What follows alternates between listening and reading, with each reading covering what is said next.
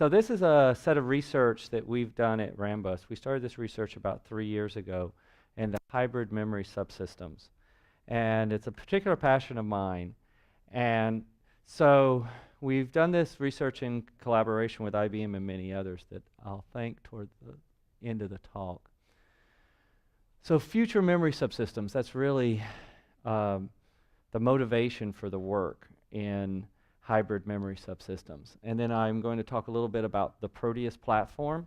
And so we have a few people in the audience. I'm going to go ahead and start this around. This is the Proteus platform that whoops, that's upside down, that we'll be discussing for a good section of the talk. And then I would like to talk about collaboration, especially collaboration with other industry partners. And we're going to be very soon in a position to collaborate with academia on this. So I've got to start all these kind of talks with the obligatory Moore's Law and Dennard scaling graph, right? Because that's the motivation for most of what we're doing nowadays in computer architecture and computer engineering, right? You know, this is a pretty standard one from Intel Press. And, you know, the first kind of wall we hit was the power wall, right? And then, get my bearings, then we hit kind of the clock speed wall where things kind of have, you know, tailed off on clock speed. And now we're starting to see a transistors per chip wall coming along. And each one of these walls just becomes a design constraint that we have to work within. Everybody's pretty much seen this in standard computer architecture fare. This is why we don't have chips running at 30 gigahertz right now, which is what the original projections would have been, and consuming, you know, 1,000 watts for a single chip. Because of these walls, we found ways around them. The thing that most people haven't seen as much is the equivalent graph for memory subsystems. This is the equivalent Dennard scaling kind of graph for memory subsystems. So I'm a memory subsystem geek. I've been in memory subsystems for 20 years now. I can remember when EDO was the big new memory technology. And raise your hands if you even know what that means. Okay, we all know our ages now, right? Okay. So in my first research project, which was fast page mode DRAM on the Intel i860, which once again, everybody now knows my age. But the bottom line between what's been driving the memory industry forever has been cost per bit. That's the bottom line. The sheer fact that bits today will cost more than bits tomorrow. So you can buy bits in the future that will cost less than the bits you have today. So your algorithms can increase in size and complexity, the data you're managing can increase, and it won't astronomically affect your cost equation. So this is what DRAM has done. And I could continue this all the way back through SRAM and back to the abacus and the slide rule and abacus and stone tablets. This graph has continued. It's a bunch of S-curves. And we're on the DRAM S-curve right now, and we're starting to flatten out. Is the pointer working? I'll take the really bright one. So we're starting to flatten out. All technologies tend to do this. They flatten out over time. That's okay, they flatten out over time. Here's the DRAM one. So we start with something that's reducing at a 30% annual rate, and now we're at 12, 10, maybe going up. So prices for bits in the future actually got more expensive for a while. Some people think we're going down, some people think we're flat. This all has to do with the scaling of the transistor and the capacitor that make up DRAM. So here is another graph.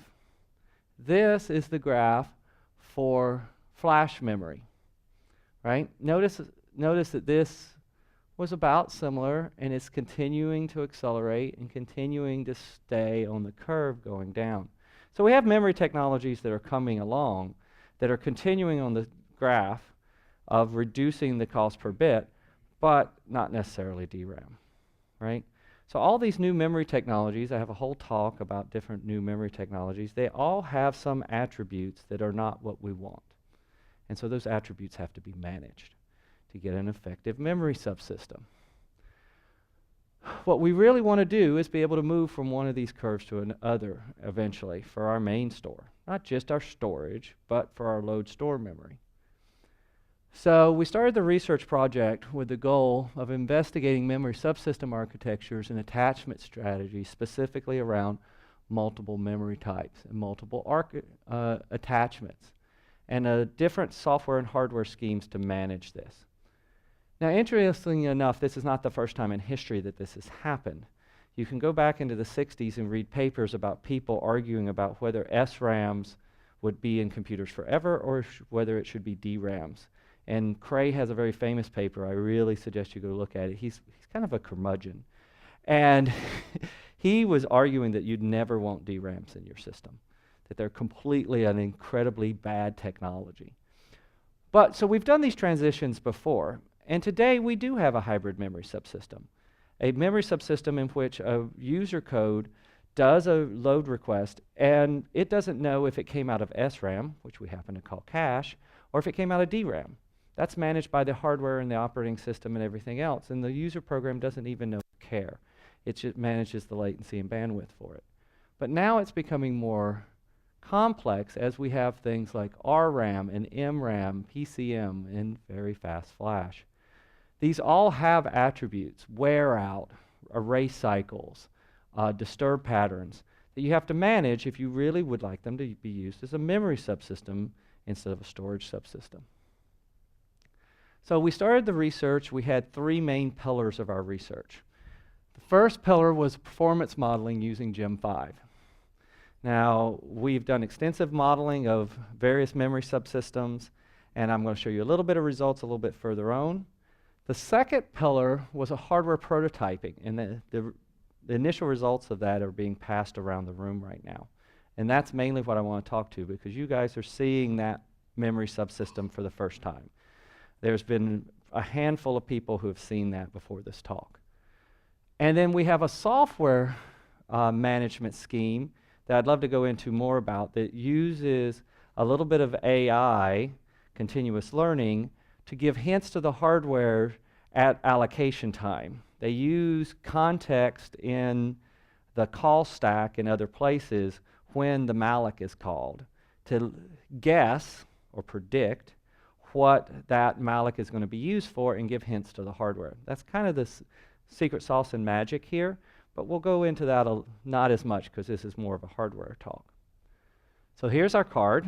As I said, it's passing around the room. This is the Proteus board. This is the first in our platform of experimental hardware. I want to make sure that's very clear. I'm not selling this. This isn't a product. This is a research platform for us as a community to find a way forward into these hybrid memory technologies. How can we get these new cell architectures in combination with DRAM and SRAM into our memory subsystem and still provide performance as we go forward? So this is a platform I'm looking for collaboration on, not necessarily to sell to anyone at this point. So let's go over what we did here so you can see what some of the capabilities are. So we take the Xilinx VU9P, very large scale FPGA. You can actually build the card with a VU7P or a VU11P. They have the same footprints depending on how complicated you want some algorithms there. Some interesting parts about the card, and then we'll go on to how you use those things going forward. You'll notice that that card has 5 288-pin DIMM connectors on it. This is what you'd standardly see as a DDR4 DIMM. And in actuality, 4 of those can be used for DDR memory. You can buy a standard DDR DIMM and put in them. But unlike most cards, this is made for experimentation. So each one of those slots has independent clocking, independent power, independent grounds. So I can provide, through the OBC and the power generation on the card, anything from 48 volts down to 0.9 volts to any pin on that card. So I can create or any power pin on that card. I can create specialized DIMMs for any technology. So we have partners with various people. So for instance, you could set this card up in which you chose one of the slots to put DRAM in. You could put in another slot you could put Toshiba's XL flash using a toggle protocol. In another slot, you could put Samsung's ZNAND flash. In another slot, you could put the MRAM from Everspin. Another slot, you could put ARAM from Sony. They would all work on this card together. And the FPGA would have that resource to it. On the right side of the card, we have three 25 gigabyte per second OpenCAPI connections that will connect to a Power 9 system. So it's 150 gigabytes of cross-sectional bandwidth going into this card on that side. On the left side, we have two Gen Z ports that as soon as there's a Gen Z processor out there, you'll be able to connect at 50 gigabytes per second. So, and just in case you want to go slow, we put a PCIe on the bottom. 8 lanes of PCIe if you want to get started that way. We have a complete onboard controller that handles power on sequences. You can imagine if you start mixing and matching all these memory types, that how you power it on and how you power it off is not necessarily obvious. So we put a full controller on there that can control all of that. We also have the capability for external clocking. So if any, by default, the FPGA gets its major clocks from the OpenCAPI or Gen Z. But if you have a memory device that has specific clocking requirements, you can bring in external clocks. So this is a platform. This is like Legos, right? Now you have a platform that you can mix and match whatever you want to experiment with. So what about the insides? Because you're like, okay, so this card I can connect anything to anything. Got it. Now the insides must be immensely complex, right? How do I program this to handle the different memory types? Well, we've also tried to develop some information isolation techniques in the Verilog so that it's not a daunting task to do experimentation on this card. So this is our standard modular flexible format that we're giving away to our collaborators. So first of all, there's two major blocks, the software hybrid heterogeneous tier manager and the hardware hybrid heterogeneous tier manager. Basically, this is what manages the different memory layers. This is where we're hoping to innovate. This is where we hope that all of us can try our secret sauce in there and compare. So this is not something we distribute. This Rambus has some secret sauce that they put in here. They have some software that talks to the hardware to give it hints. They have some hardware algorithms that manages the different types of memory. And I'll show you in a few minutes some pretty good sim results on this. And hopefully the next time you see me, you'll see some hardware results on this. But that is where I want people to have bake-offs. Okay, is your algorithm better than my algorithm for managing disparate types of memory? But because of that, that's where my research is. That's what I want to work on. I had to create all the rest of the things around it. But those aren't really what I'm wanting to get done, so I'm wanting to help the community with these parts. We have a processor interface module here where we take the TLX and DLX you get from IBM, we put a special interface controller in front of that, and we present a master interface to the hardware tier manager. That interface we're hoping to standardize and work with the community on. And what it does, you're like, okay, that's interesting. Why don't you just use the IBM interface? Because the IBM interface is OpenCAPI specific. The interface, once it makes it to this master interface, the hardware tier manager can no longer tell whether it's hooked up to an OpenCAPI, a Gen Z, or a CCIX. Those parts can be interchanged without the hardware tier manager ever knowing it happened. We also have a config and control. This is where software has a sideband access to give hints out of band to the hardware tier manager. That once again has an interface such that you don't know which processor or processor interface. So now we've isolated this from the processor. So all he knows is he gets loads and stores, maybe some flushes and a few other cache commands, if necessary. You implement those, and you don't care what processor you're on anymore. It's a memory subsystem at this point. Now, right now, the only server-grade processor you can connect to, however, is an IBM Power 9 because it's the only thing on the market. So we really appreciate all the help we've gotten from IBM to get this off the ground. This type of research would not have been able to be done otherwise. On the other side, we've defined a couple of protocols around a line interface, which is a type of memory that's relatively fast and you can get to on a line basis, and a block interface or emerging controller. The line interface is basic AXI. If you know anything about FPGA development, people should be comfortable with that. The block interface is a work queue. And this is work that you would expect to do if you're prefetching, wear leveling, you're moving data from a fast interface to a slow interface. We've created a command set there that you can put any kind of block controller you want on the other side.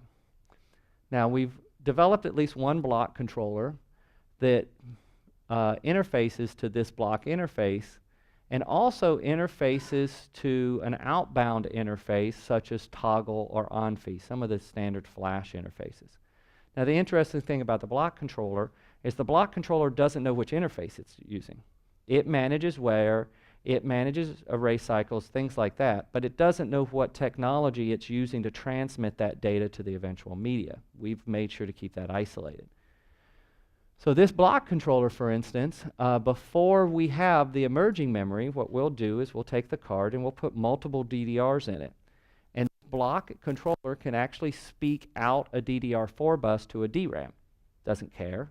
And it'll do wear leveling on a DRAM. It'll do all those kind of things. It'll treat it with the latency that a flash has.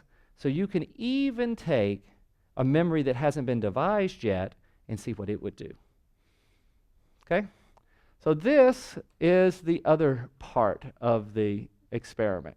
So whatever interface you need to talk to the memory technology, a block interface, a line interface, a processor interface, and a software control, a config and control. Therefore, we isolate the part that we really want to do our research on and get all the other extraneous bits out of the way. And so we can say, what is the best way to mix an emerging memory with an existing memory like DRAM? Okay. So this goes into it a little bit deeper, as I said. So this is a next level down. As you see here is the TLX and DLX and the adaptation logic that we've developed that'll go into an AXI crossbar. From the AXI crossbar, you talk to the hybrid controller, as I was saying. The adaptation logic also talks to the custom config registers, and the custom config sets policies, hints, in the hybrid control and in the emerging memory policy. Okay?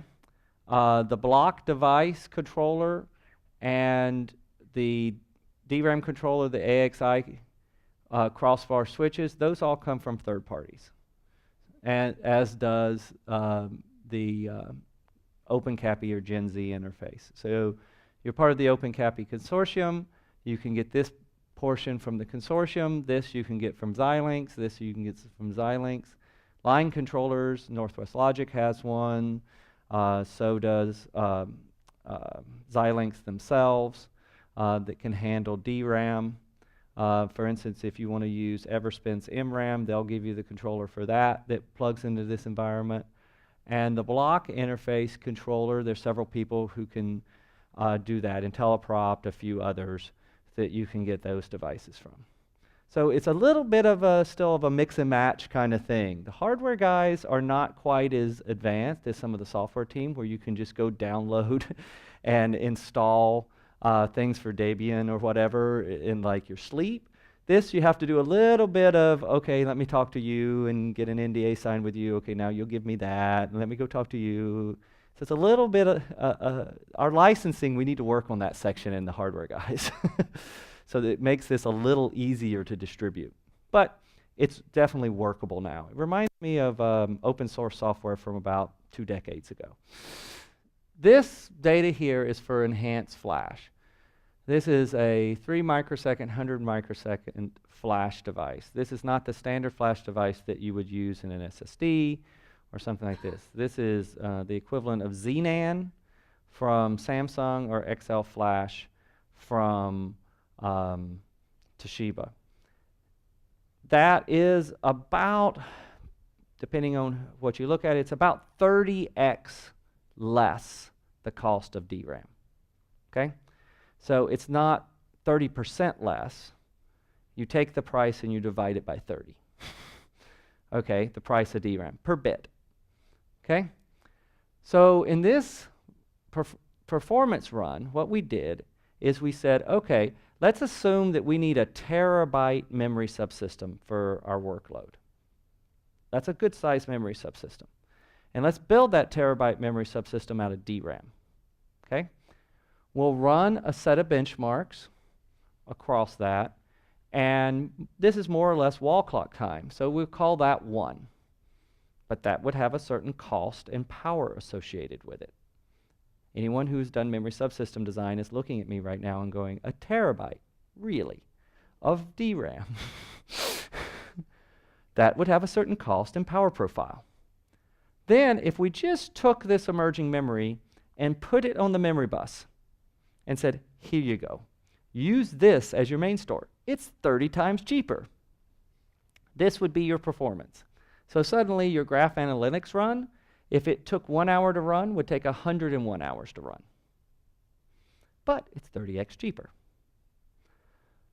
But then we apply the software techniques and hardware techniques that we were discussing in the hybrid controller, and then this becomes what happens. So if you manage it, so if you take that 1 terabyte and you create it out of XL Flash, let's say, and you put a small amount of DRAM, 1/64th, let's say, of DRAM, and you manage it appropriately, this is the performance you get. So now you have a memory subsystem that is around 1/8 to 1/16th the cost of the memory subsystem that was all DRAM.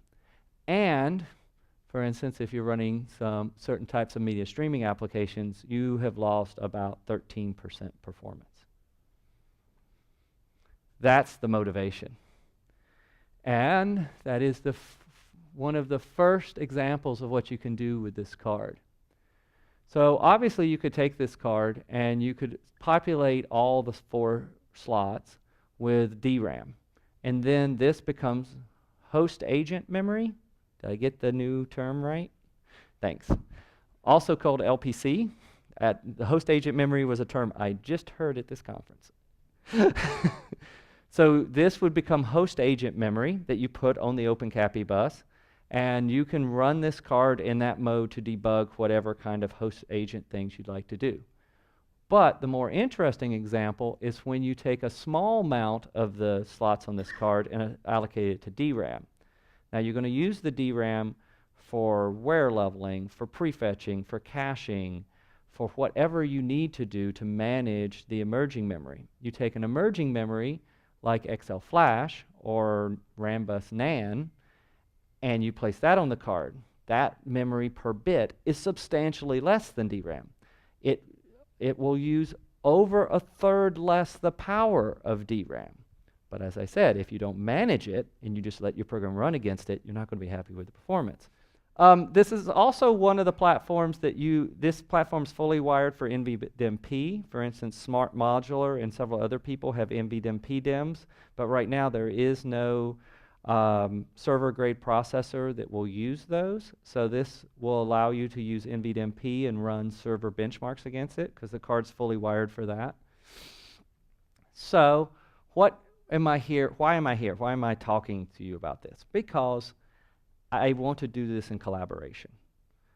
I understand that we probably at Rambus do not have all the best ideas in the world, just, a majority of them. So I'm looking for processor leaders to collaborate with. IBM was very gracious to be one of our first and a very good processor leading partner. We're looking for memory vendors, people who have innovative new memory technology. I know a lot of research is going on in universities around RRAM. And I'm looking for system leaders like Wistron, who's also been a very good partner. Matter of fact, I want to thank all the people who have already collaborated on this project. And like I said, in the early next year timeframe, we're going to be looking for academics to also collaborate on this project. Thank you very much. I know I'm now standing between you and lunch.